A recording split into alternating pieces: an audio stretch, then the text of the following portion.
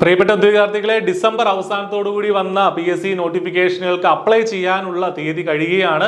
ഈ ജനുവരി 29-ന്, അതായത് മറ്റന്നാൾ ബുധനാഴ്ചയാണ് ഇതിനുള്ള ആപ്ലിക്കേഷൻ എൻഡ് ഡേറ്റ്. അപ്പോൾ കൃത്യമായിട്ട് ഇതിനുവേണ്ടി അപ്ലൈ ചെയ്യുക. പലരും ഈ നോട്ടിഫിക്കേഷനൊക്കെ നോക്കി വെച്ചിട്ടുണ്ടാവും, ഇന്ന കാര്യത്തിന് പഠിക്കണം, ഇന്ന രീതിയിൽ പഠിച്ചു കഴിഞ്ഞാൽ നമുക്ക് ഈ പരീക്ഷ ജയിക്കാനായിട്ടൊക്കെ സാധിക്കും എന്നൊക്കെയുള്ള പ്ലാനൊക്കെ നടത്തിയിട്ടുണ്ടാവും. പക്ഷേ അപ്ലൈ ചെയ്യാൻ മറന്നിട്ടുണ്ടാവും. അപ്പോൾ അത് ഒരിക്കലും സംഭവിക്കരുത്. അത് വളരെ ദൗർഭാഗ്യകരമായ ഒരു കാര്യമാണ്.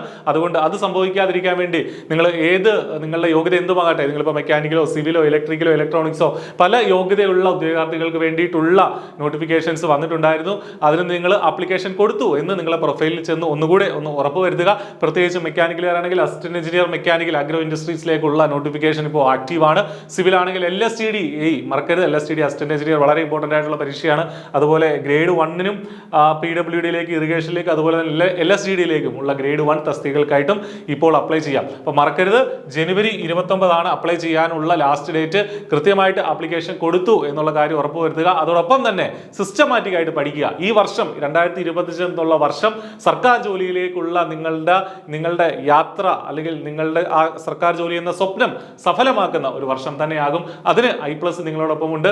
ഏറ്റവും അഫോർഡബിൾ ആയിട്ടുള്ള ഫീസിൽ I+ന്റെ ഈ പറഞ്ഞിരിക്കുന്ന കോഴ്സുകൾക്ക് വേണ്ടിയിട്ടുള്ള കോഴ്സുകളെല്ലാം, പരീക്ഷകൾക്ക് വേണ്ടിയിട്ടുള്ള കോഴ്സുകളെല്ലാം അവൈലബിൾ ആണ്.